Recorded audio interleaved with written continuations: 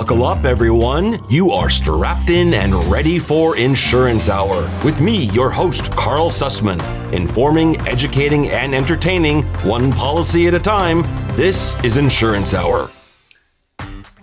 Hello. This is Insurance Hour. I am your host, Karl Susman. Thank you so much for being here today. We have the phone lines closed because we have a very, very special guest today that we are going to be speaking with our entire hour. We have Daniel Berlant. He is he was appointed the State Fire Marshal by Gavin Newsom in October of 2023. This is the guy that we're always talking about and hearing about. He began his career with CAL FIRE back in 2001 as a volunteer, hired in 2002 to the Fire Prevention Bureau of the Nevada Yuba Placer Unit.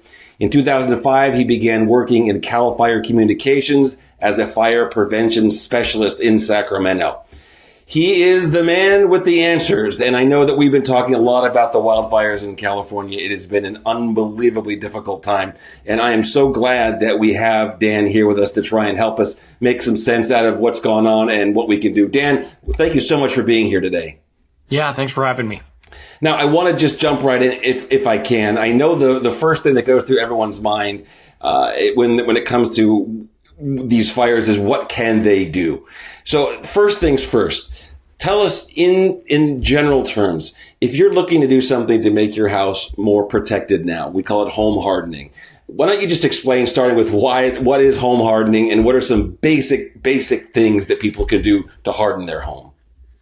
Yeah, we have found through research and from these past fires that homes that have home hardening and defensible space have a significant increase in the likelihood of them surviving. And so this term home hardening, while it's a relatively new one, really means that the home is built or retrofitted out of materials that can resist the embers from wildfires or direct flame impingement. So first off, any home built after 2008 in a wildfire-prone area is built to this new standard. That's a building code requirement. The problem, though, 90% of homes in the wildfire-prone areas were built before this code back in 2008. And so how do we retrofit? How do we do home improvements on these homes to, again, harden them against embers? And so some of the simple retrofits that are often used to do that include putting in new screens for the vents in your attic. Every house attic area has venting, and embers can easily get into those vents. So if you add non-combustible screens that are small enough to hold out embers, that will again keep those embers from getting inside the home. But also taking other steps, including putting guards over your gutters, so the leaves and pine needles can't accumulate or other debris can't accumulate inside of them. And so these are the kind of, again, home hardening, home retrofits or home improvements that we're talking about when we say home hardening. But it's really important to note that home hardening is only as good as your good defensible space around your home, not just clearing dead and dying vegetation at least 100 feet or to the property line, spacing out your vegetation, but this new concept known as Zone 0 or the Ember Resistance Zone. These two things, home hardening defensible space with the Ember Resistance Zone, significantly increase a home's chance of surviving wildfires. Tell us about the zone, because this is the first time I'm hearing it referred to as that. We've heard about defensible space, and I suppose there's an element of logic that the more space you have around your property to separate it from something combustible, the better. But give us a little bit of information. What does that mean, and what is the actual? Not everyone has 100 feet between them and their neighbor, let alone to be able to clear brush. Give us an idea what that zone is really about. So defensible space is, again, a minimum of 100 feet around your home or to the property line. To your point, not everybody has 100 feet between all portions of their home, but a minimum from the property line to about 100 feet. And by clearing the dead or dying vegetation, the weeds or the dead trees, when a wildfire does occur, it keeps the fire away from the home itself. I'll tell you, I speak for this firsthand. I have had a fire that started near my road road, or off my road, traveled up the hillside, but hit the area where I had created the defensible space, where I'd mowed down the dead grass, spaced up the trees, limbed up the trees, not just bare dirt, still vegetation, plants, landscaping, but the fire literally stopped where the defensible space was done. And so that 100 feet of just spacing, what we like to think of backyards when we talk about defensible space is a park-like setting. When you go to your neighborhood park, you have grass usually, you have some kind of landscaping, but it's mowed down. It's less than 4 inches.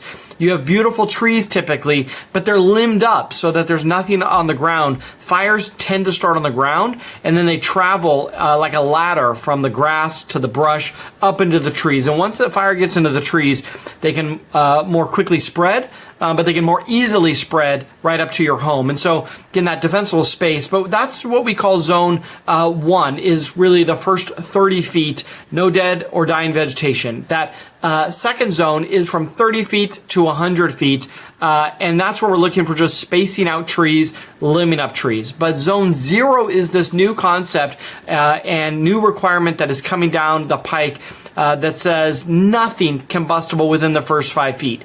Again, not looking for bare dirt, but removing the bark or the mulch that's right up against the home, pulling it back 5 feet, landscaping with rocks or other non-combustible items, pulling out some of the smaller shrubs and plants, because all of those can catch on fire.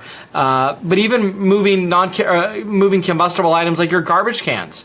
Many people keep their garbage cans right up against the home.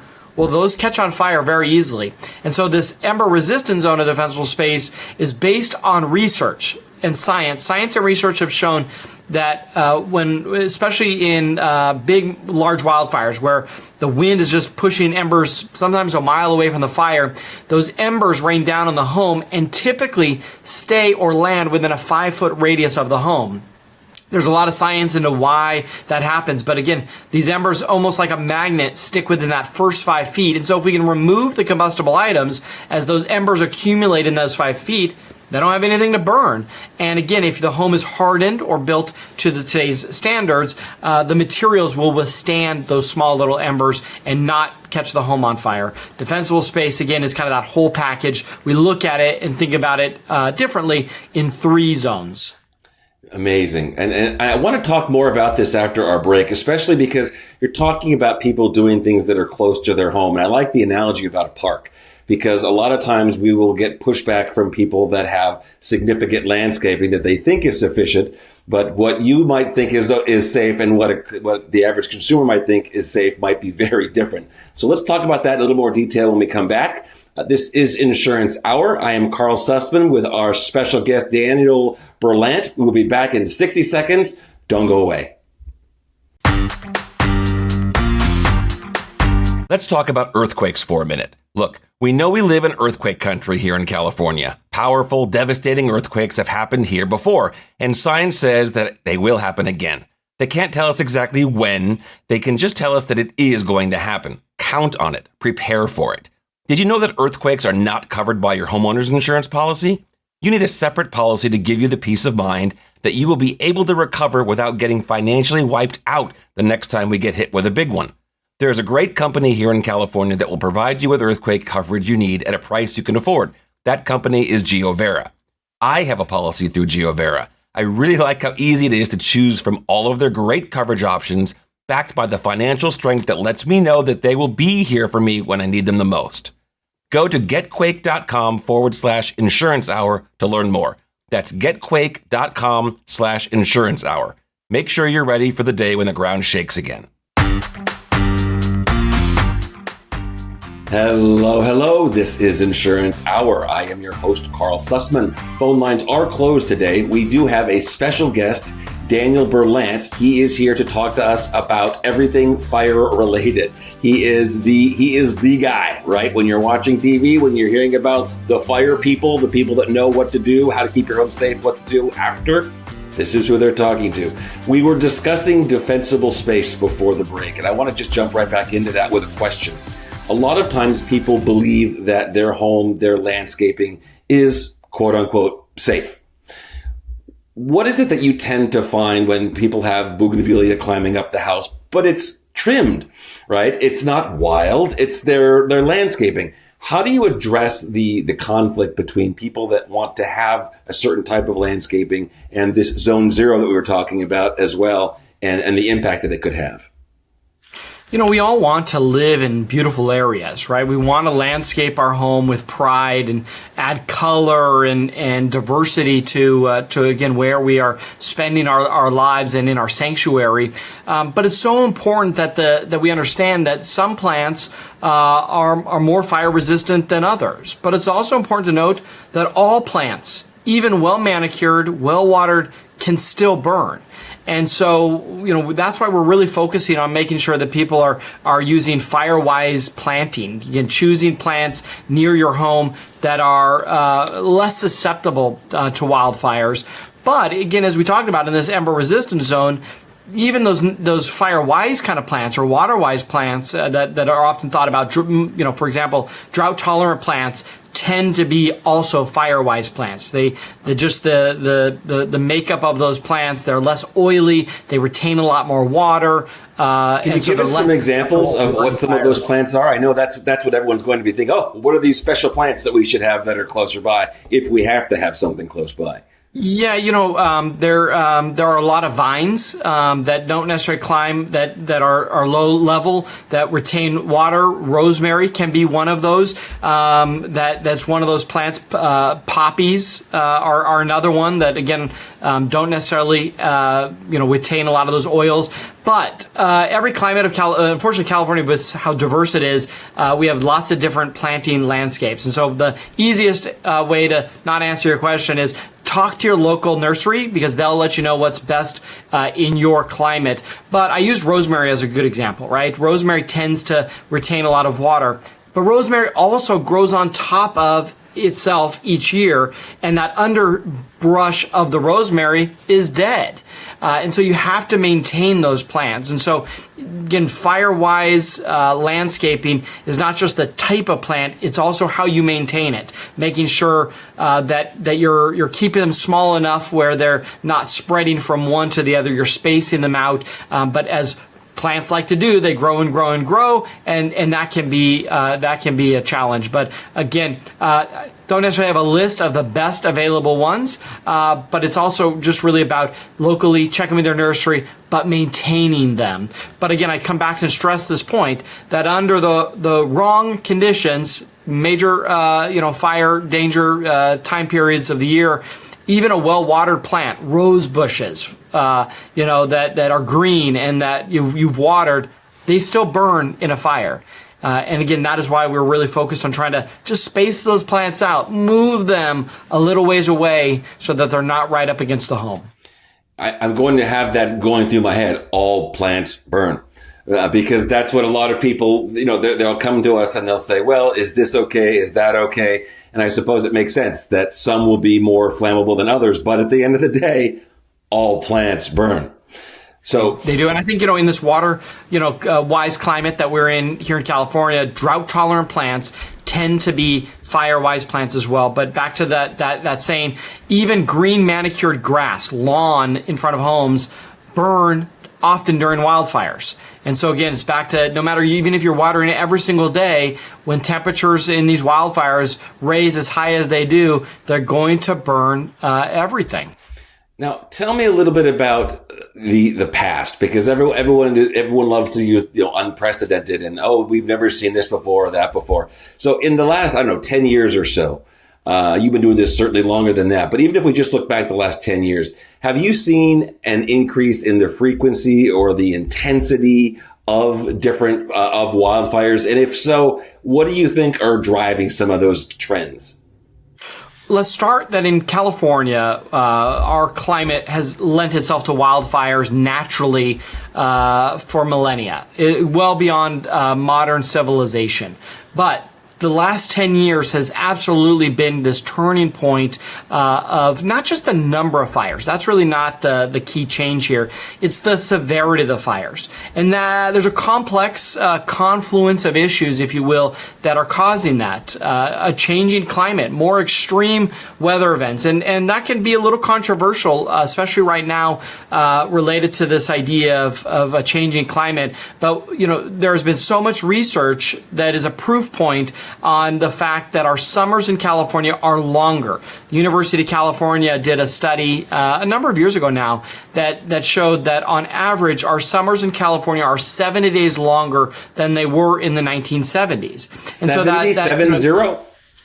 It's over 70 in really. So again, 2 extra months of fire season, summer months. And what that means is that there's a longer period of time for vegetation to dry out before we get the rainy season. And as we are even seeing this year, we go from lots of rain to no rain, lots of rain to no rain. And so that's really hard for a lot of the plants to be able to bounce back and forth. But we're also seeing weather events, dry lightning storms coming in the summertime. In 2020, we saw thousands of lightning spark fires throughout the Bay Area and throughout Northern California from dry lightning without any rainfall.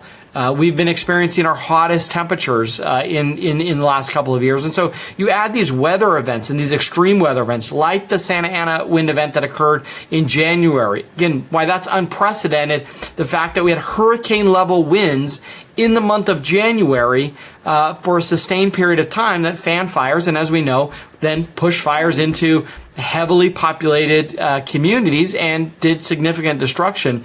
But to come back to your question, the last 10 years have been completely a different game for us with the severity and then the impact that these wildfires have caused. And it only puts why there's so much more focus and need for the strategy that we do have and we can talk about to combat these challenges. Well, I definitely want to talk more about the strategy and more about the plans after this break, because everyone needs to know this. And it doesn't matter if they're in a high fire zone, quote unquote, or not. Fires affect everybody everywhere. And if we haven't learned that lesson with this last batch of fires, then we never will. So let's take a quick break and we'll talk more about that. This is Insurance Hour with special guest Daniel Berlant. Stand by.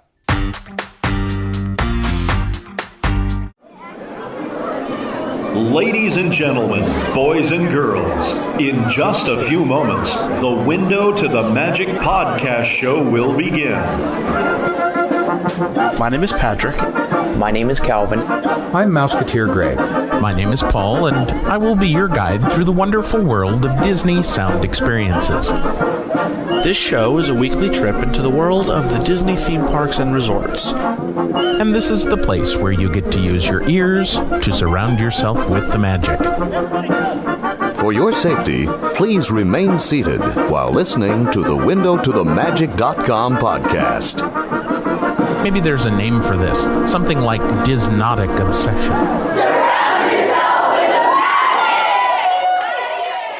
Please visit windowtothemagic.com for more information, or you can find us on Apple Podcasts and in the iHeartMedia app. Hello. This is Insurance Hour. I am your host, Karl Susman. Thank you so much for being here today. The phone lines are closed, but do call in anyway. Leave us a voicemail or send a text. The number, of course, is 559-656-0317, phone or text. Or send your questions in to questions@insurancehour.com. Today we have our special guest from Cal Fire. This is Daniel Berlant. He is the State Fire Marshal. And I promise you, any questions that you have after listening to today's show, you can send them to me. You can send them directly to Daniel. We'll give you his contact information because we're all on the same page. We're all trying to do everything we can to try and make our homes safer, to prevent the level of devastation that we're seeing. Again, before the break, we were talking about some of the historical events that we've seen in the last 10 years or so. And during the break, we were talking about it. Tell me, how do you explain, or what is it that your teams are seeing in the real world? Forget why it might be happening or what it's called. Just tell us about what they're seeing now versus what they saw in the past. Weather conditions that are more extreme than ever before. More dry lightning events, more extended periods of high fire danger where the weather conditions create low humidity or high temperatures and strong winds all at the same time. And so, it doesn't really matter what is causing it or what you call it. Our firefighters, we have been experiencing really for the last decade now, this change of more severe wildfires. wildfires. And again, you don't have to look farther than the record books here in the last couple of years, where we just continue to beat the records. In fact, if you look at the most destructive wildfires, they've really all occurred in just the last 10 years. If you look at even the largest wildfires, almost all of our top 20 largest wildfires in recorded history, almost the last 100 years, have occurred since 2020. So the record books and the fires are showing them. And all of this, by the way, despite more firefighters and more equipment working tirelessly to save communities and stop these fires, but we're working against Mother Nature and conditions that are outpacing us. And one thing that, I think is important to remember is wildfires are the only natural disaster where we put firefighters in front of them to try to stop them. When was the last time you saw firefighters try to hold back a tornado or a hurricane? But in a wildfire, we do. And obviously there are things we can work to suppress, but it's still conditions that are natural disaster, hurricane, tornado level winds, and it is impossible to really combat a fire under those conditions, which is why we really go into rescue mode, just getting people safely evacuated and out of harm's way, doing as much structured defense as possible. But again, that is why we result in the devastation that we're seeing in fires like the Palisades Fire and the Eaton Fire and others in the last decade. What does CAL FIRE do, or do they, I should say, as far as predicting or assessing or allocating resources for what they see potentially coming? We actually have an entire intelligence unit that is continuously monitoring the weather conditions, the predicted vegetation, dryness or fuel moisture, and all these other factors. Every single hour, we are tracking that and determining how many resources we dispatch to an incident. And for larger events like the fires we had in January, based on our predictive modeling, we will actually pre-position fire resources. So ahead of the LA fires, we knew there were going to be strong winds. So we, in the weekend before, actually moved fire equipment from Northern and Central California down into Southern California. We increased the number of firefighters that were on duty in our Southern California stations, knowing the risk was heightened. We didn't know where a fire or even if a fire would break out, but we knew that under those conditions, a fire would be as destructive as we saw. And so we do a lot of predictive modeling, but it absolutely plays a factor. But we also, when a wildfire does break out, we are using new sensors, new technology, not only in detection, we use AI cameras to help us alert when a wildfire breaks out, but then modeling systems to tell us where that fire is going to go under the conditions to help us again give information to our incident commanders to order fire resources quicker and know where to position them to battle these type of fires. What would you say lessons, we always get a little bit better, unfortunately, after everything bad that happens. And I'm sure between all of these massive fires we've had since 2020, you've learned a lot. What would you say are some of the most important lessons that have led to changes in the way you prepare or you deal with these events? In California, we've had several what we call fire sieges, where we have a lot of fires burning at the same time that do just large amounts of destruction. 2003, 2007 are two of those in Southern California, 2008 in Northern California, 2017 in the North Bay, just again as a couple examples. And we've learned a lot, and we've made a lot of modifications to our dispatching systems, our interagency, our training, but we've also really looked at community preparedness. The 2007 and 2003 fires down in Southern California that at the time and during that decade did significant destruction from San Diego up into Ventura, Santa Barbara, and everywhere in between led to changes in our building code. The standards now that we build homes to in these wildfire prone areas is higher because of those fires. And so it's unfortunate that devastation happens or that, we have loss of life in wildfires. We obviously work and train and we're dedicated to prevent that, but it happens. And like you said, we do a significant amount of research and analysis after those fires to do whatever we can to learn from them and then make improvements.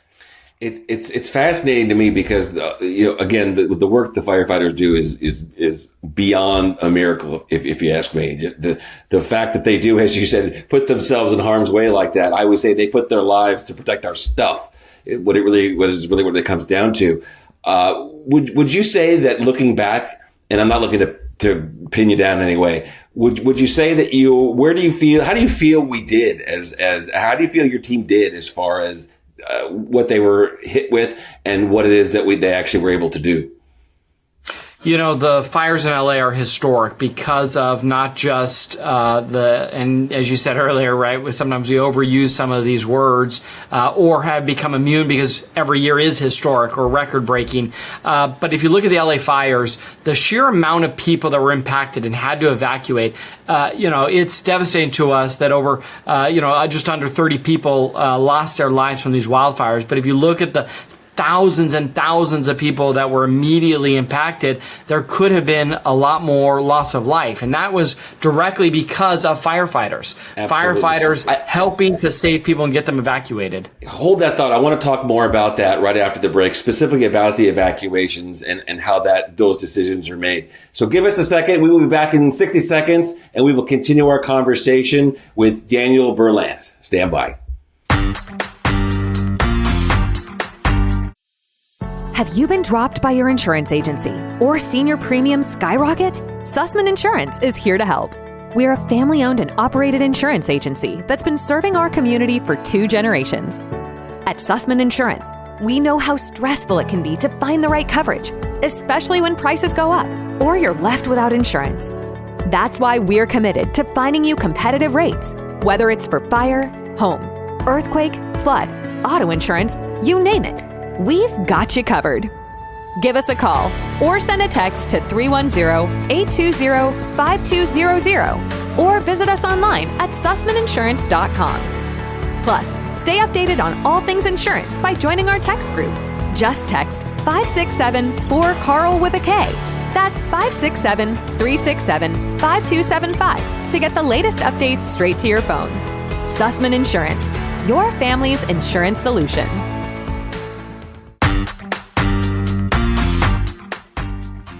Hello. This is Insurance Hour. I am your host, Karl Susman. Phone lines are closed right now because we do have a very special guest. We are speaking with Daniel Berlant. He is the State Fire Marshal, state of California, and we are talking about everything wildfire related, things you need to know, things you have been asking yourself, and now you will have the answers to. Daniel, before the break, we were talking about how the firefighters did, and with the again, as we keep having to call them, historical wildfires.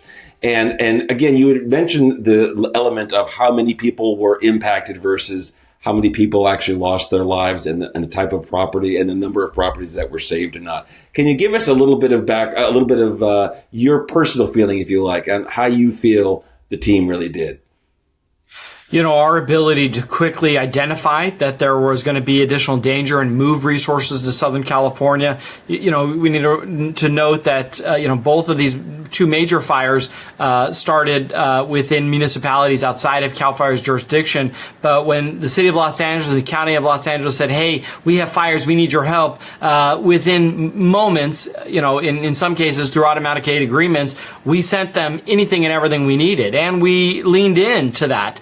There was obviously early on stories about water pressure challenges in the fires. And so we brought in and surged over 100 water tender trucks. When we needed additional aircraft, we brought in additional aircraft. When they needed the management of these fires within the city, we brought and activated an incident management team. And so while there's been a lot of politics and a lot of Monday night quarterbacking on how the fire response went, very, very proud of the hard work of local, state, federal, and tribal firefighting agencies working together to stop a fire that, again, was being pushed by hurricane winds. But again, I just talked about those 2 fires.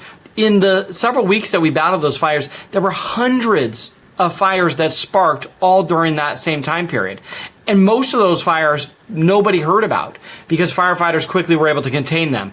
It was just a very small percentage that because of those weather conditions were able to be as destructive as they could. But many firefighters lost their own homes. Many firefighters were fighting in their own communities. And many firefighters worked weeks away from their family, dedicated to stopping these fires. And so, again, I don't want to downplay the devastation that did occur and the loss within those communities.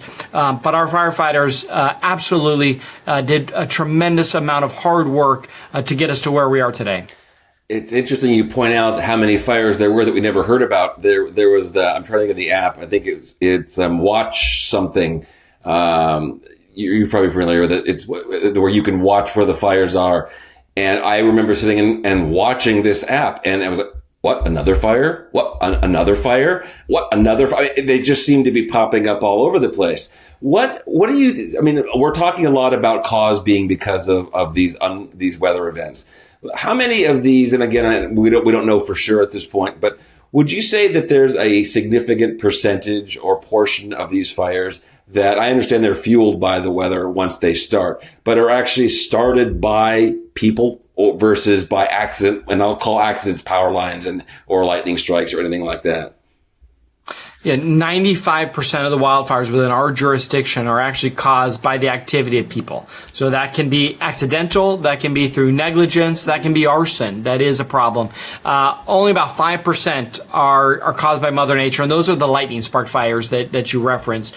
So a huge number of fires are caused somehow by people, which means that actually almost every fire is preventable. And that continues a lot of work of our team and our department in working to prevent fires. We work with our utility partners and the department, the Office of Energy Safety, in regulating energy lines. We've obviously had lots of fires over the years sparked by utility infrastructure. And when I say lots of fires, obviously the number of fires that actually are these large, devastating ones we're talking about make up a small percentage, but they cause a lot of damage. But we've done a lot in that space. We've done a lot with our law enforcement officers. Each year we arrest well over 100 people in our jurisdiction alone, 1/3 of the state, that are intentionally setting fires. And this year alone, we've been very active in arresting and very proactive in arresting people for arson. But yes, almost every fire is caused somehow by people, which is why we work so hard to educate, to prevent, and to prepare for these type of fires. My mind is blown right now, and I'm sure most people that just heard that that in reality, that the vast majority, well, you can't even call 95%, the vast majority, basically all fires are human related in the source. And it makes me wonder how much more could we do, or do you see it being done to try? You can't educate, I suppose, right, against people that have mental health problems, and they'll do things like this. And I'll go out on a limb and say that I'm sure there is some diagnosis for people that have that compulsion. But as far as things like utilities or homeless encampments, things like that, do you think that there are more things that could be done to prevent those types of those types of fires from starting in those places?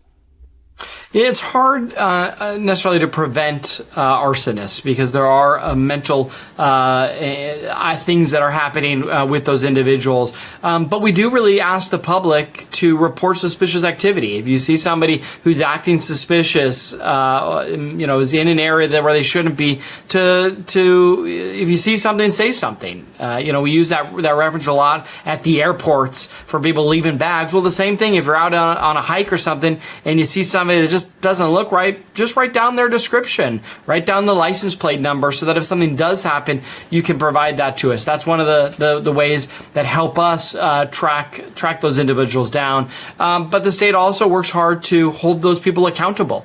That we have a registry now for arsonists so that we don't have repeat offenders. But majority of our fires, back to that 95%, most of those 95% are through negligence or are unintentional. And so we do a lot of work to educate homeowners. In fact, one of the leading causes of wildfires are actually people in rural areas who are trying to get rid of their leaves or their branches. So what we would even call creating defensible space that we talked about earlier, and they're burning the leaves and debris, which is allowed, but they do it unsafely. They either leave it unattained, they make it too big, and it gets out of control. Well, that is preventable. Yes, it's okay. I mean, there are other greener ways to get rid of that kind of, you can mulch it, you can often take it to a biomass facility, but some rural residents, it's easier to burn that pile on a day where it's not very windy. But being in attendance, having a water supply, having cleared dirt all the way around it so that fire can't escape your control, those are all things that can be done. Another common one are people using powered equipment. Oh, again, oftentimes. I want to hear about this also. Give me just 1 second. We have to take a quick break, and we will come back. We'll talk about that. Insurance Hour with our special guest, Daniel Berlant. Stand by.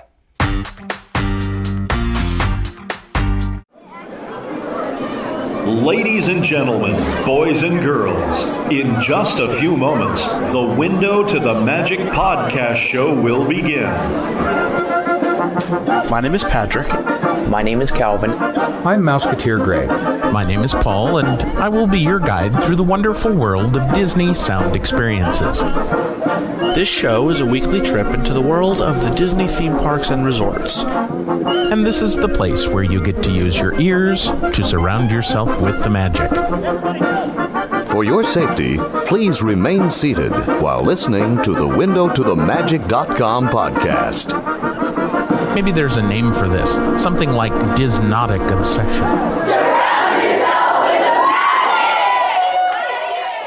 Please visit windowtothemagic.com for more information, or you can find us on Apple Podcasts and in the iHeart Media app. Hello. This is Insurance Hour. I am your host, Karl Susman. The phone lines are closed. We do have a special guest, but please still give us a call. You can reach us on the voicemail or send a text. The number, of course, 559-656-0317, or send your questions in to questions@insurancehour.com. Our special guest, Daniel Berlant, is here from Cal Fire, and we are talking about everything wildfire related, and really just fire related. Before the break, we were talking about some of the ways that people inadvertently will start fires. I want to get back to that and hear a little bit more. You were talking first about people burning some of the clearance, the areas they're trying to do. I guess you could call that a non-controlled burn that was supposed to be controlled. And what are some other things that people might be doing that could be causing problems? We see a lot of fires sparked by tractors or lawnmowers cutting down dry grass. Lawnmowers are obviously meant for well-manicured green grass in your front lawn of a neighborhood, but people often will use those same lawnmowers to go out into the backyard where it's weeds and try to mow them down, but a rock strike on the metal blade of that mower will start a fire. And so using powered equipment outdoors is obviously an important thing we do, but making sure that you're doing it not on a hot, dry, windy day and using the right tool. Again, a lawnmower is for green manicured lawn, not to cut down weeds. But vehicle usage is actually one of our top vehicle causes or fire causes. Pulling a vehicle over into dry grass, the hot muffler on tall weeds can cause a fire. If you're pulling a trailer and the trailer chains on the car disconnect and drag, or any piece of items. We've had hubcaps on vehicles that drag on the ground, causing sparks. Driver just keeps going down the road, but sparks are left behind them and starts a wildfire. So maintaining your vehicle, really important. But if you look at really, I think the top four causes of wildfires, it's those debris burning without a permit, doing it unsafely, burning illegal items, vehicle usage like pulling over in dry grass, powered equipment like using a lawnmower, and then arson. Now, are there places and resources for people that might want to do some of these things properly, where they can go to either get assistance or get training or just find out what the proper way is to do some of these things? Yeah, I'm glad you asked. We have a great website, a single source for all of this information on preparedness and prevention, home hardening, defensible space to fire prevention steps. And that's a website called readyforwildfire.org. And on that website, of course, there's public information and education about preparedness and prevention. But we actually have a full assessment. You can walk around your house using your phone or a tablet and note all these different things about your home that we ask. It's an anonymous system. But at the end of it, it will spit out recommendations of things you can do to reduce your risk. And so readyforwildfire.org is such a great tool on how to prepare your home, your family, and even your pets for a wildfire. And is that something that someone is actually looking at, or is it AI driven that's just looking at the images? Yeah, it's AI driven. It's not necessarily and based on your responses what's helping assess the overall risk. Again, we're not tracking people down. I will note that in our jurisdiction, and many local fire departments do them as well, we perform defensible space inspections. We will send a trained fire inspector to your house, and their job is to enforce in these wildfire-prone areas the requirements to have defensible space.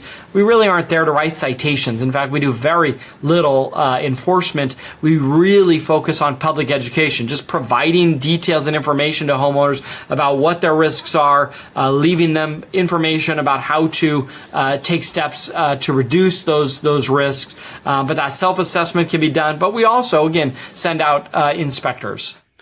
I know we get lots of questions about how does it happen, right? And what does this mean? Because we hear these terms. Everyone gets very interested in these things, right, when there's a wildfire. So some of the things you'll hear, and I wanted to really have you explain what they mean. For example, what does it mean when there's a containment line? When there's a fire going, everyone says, there's containment at this location, this street or that street. What does that actually mean?